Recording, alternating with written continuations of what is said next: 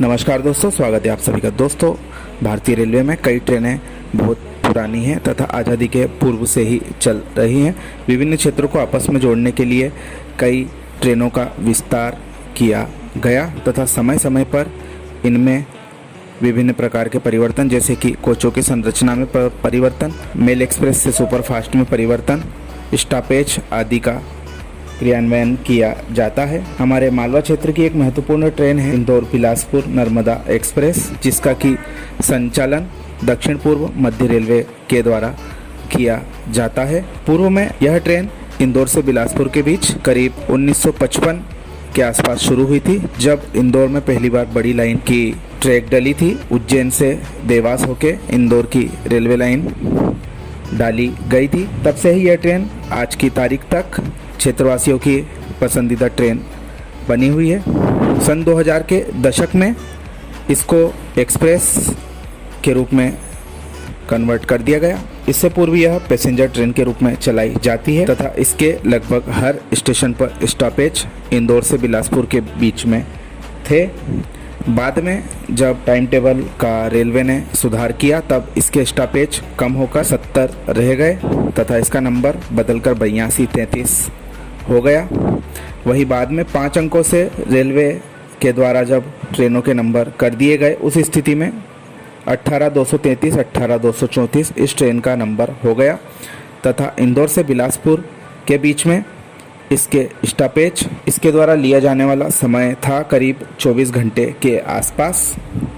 वहीं बात करें तो जीरो बेस टाइम टेबल में इस ट्रेन को फिर से दिसंबर 2020 में चलाया गया, जब यह मार्च 2020 के लॉकडाउन के बाद बंद हो गई थी। जीरो बेस टाइम टेबल में इस ट्रेन का स्टॉपेज घटकर 40 हो गए, यानी कि 30 स्टेशनों से इसके स्टॉपेज हटा दिए गए तथा इसका परिचालन समय में भी करीब 1 घंटे की कमी आई है, यानी कि पूर्व में 24 घंटे की जगह अब यह 23 घंटे का समय लेती है। यह कई महत्वपूर्ण जंक्शन स्टेशनों पर रुकते हुए चलती है। पूर्व में यह कटनी जंक्शन से रिवर्सल लेकर दोनों तरफ की यात्रा करती थी, लेकिन बाद में इसको कटनी साउथ से चलाया जाने लगा, तब से इसका एक रिवर्सल हट गया। वहीं एक खबर यह सुनने में आ रही है कि दक्षिण पूर्व मध्य रेलवे के द्वारा बिलासपुर से इंदौर के बीच चलने वाली नर्मदा एक्सप्रेस को रायपुर या दुर्ग तक का विस्तार देने पर काम चल रहा है।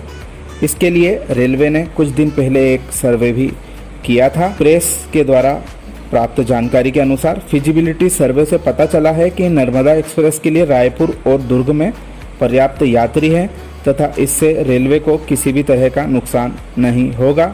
दक्षिण पूर्व मध्य रेलवे द्वारा अपनी सर्वे रिपोर्ट रेलवे बोर्ड को भेज दी गई है तथा अक्टूबर के अंतिम सप्ताह तक रेलवे बोर्ड से सहमति मिलने की उम्मीद है, यानी कि इंदौर नर्मदा बिलासपुर गाड़ी का विस्तार दुर्ग या रायपुर तक आने वाले समय में किया जा सकता है।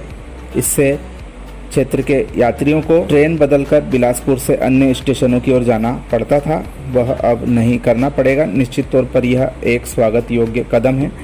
अब हमें रेलवे बोर्ड के फैसले का इंतजार है, जब हमारी पसंदीदा लोकप्रिय ट्रेन का विस्तार रायपुर या दुर्ग किया जाता है। वहीं कटनी और शहडोल से बिलासपुर तक की ट्रेनें तो उपलब्ध है, लेकिन नागपुर तक की सीधी ट्रेनें उपलब्ध नहीं है। यहाँ के क्षेत्रीय जनप्रतिनिधियों के द्वारा रेल मंत्री को पत्राचार करके कहा है कि इंदौर से बिलासपुर तक चलने वाली नर्मदा एक्सप्रेस ट्रेन कटनी शहडोल से गुजरते हुए बिलासपुर पहुँचती है। यहाँ पर करीब 22 घंटे तक नर्मदा एक्सप्रेस ठहरती तथा अगले दिन प्रस्थान करती है। इस ट्रेन को आसानी से नागपुर तक विस्तारित किया जा सकता है। क्षेत्र की चिकित्सा जरूरतों के लिए काफ़ी अच्छा होगा।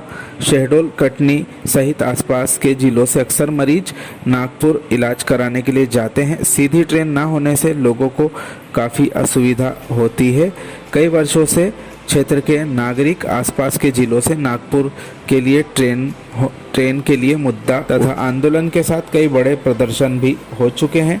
वहीं कई बार रेल मंत्रालय को पत्राचार भी किया जा चुका है, लेकिन कोई नतीजा नहीं निकल रहा है। दक्षिण पूर्व मध्य रेलवे इसे अपने क्षेत्राधिकार के इतवारी स्टेशन तक आसानी से विस्तार कर सकता है तथा 22 घंटे ठहराव के लाईओवर पीरियड का उपयोग करते हुए इस ट्रेन को नागपुर या इतवारी तक भी बढ़ाने पर विचार रेलवे मंत्रालय कर सकता है। आप सभी का धन्यवाद।